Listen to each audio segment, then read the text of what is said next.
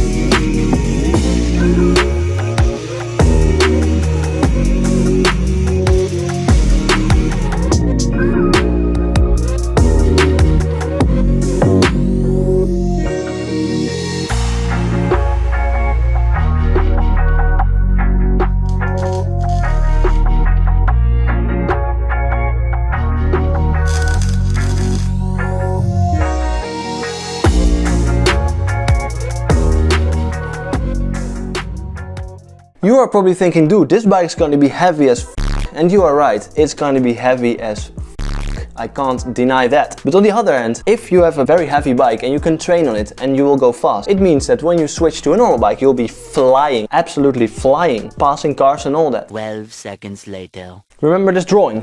It's not entirely correct. I made a small drawing mistake, and that means that everything is a bit squashed in this way. So it will be stretched up a bit like this. Also, do you know those drag motorcycles? I took a bit of inspiration from that and extended the rear a little bit more. So this dimension right here from the bottom bracket to the rear wheel is going to be a bit more than normal. But yeah, it will all help in the aesthetics. So it's all justified. It's funny because I'm going to make it fixed gear. And I know it's not the wisest thing to do with a heavy bike with no brakes, but you know who I am, right? I just want to make it fixed gear. So it's going to be fixed gear. Let's try skidding this monstrosity.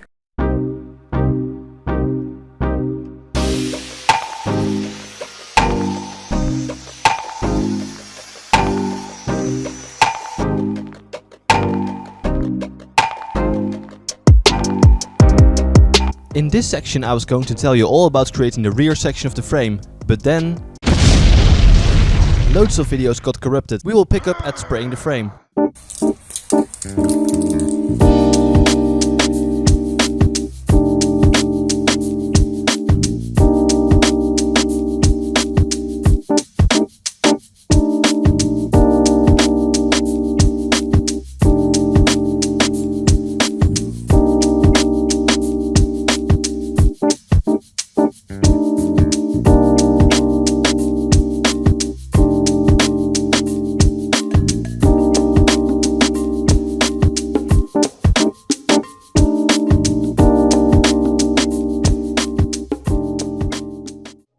Alright, it's time to calm down and see the result. I've given it a paint job in the worst way to do it possible. Well, the result is quite cool, I would say. Like, if you look from the front, it's red. If you look from the side, it's black. That's quite cool. Let's proceed to adding all the parts. Cut to the montage.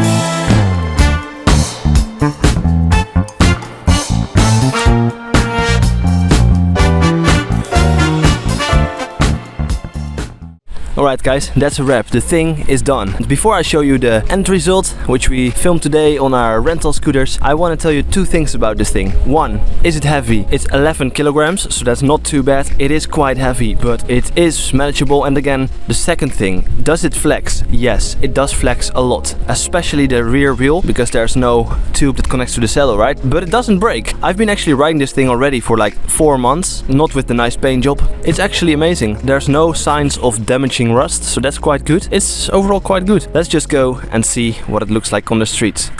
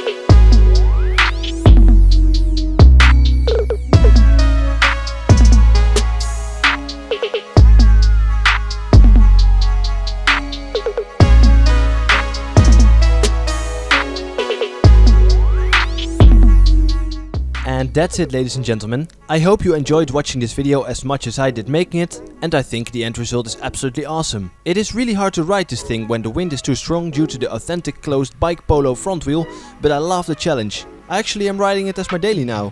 Thanks for watching, more coming soon, and see you in the next video.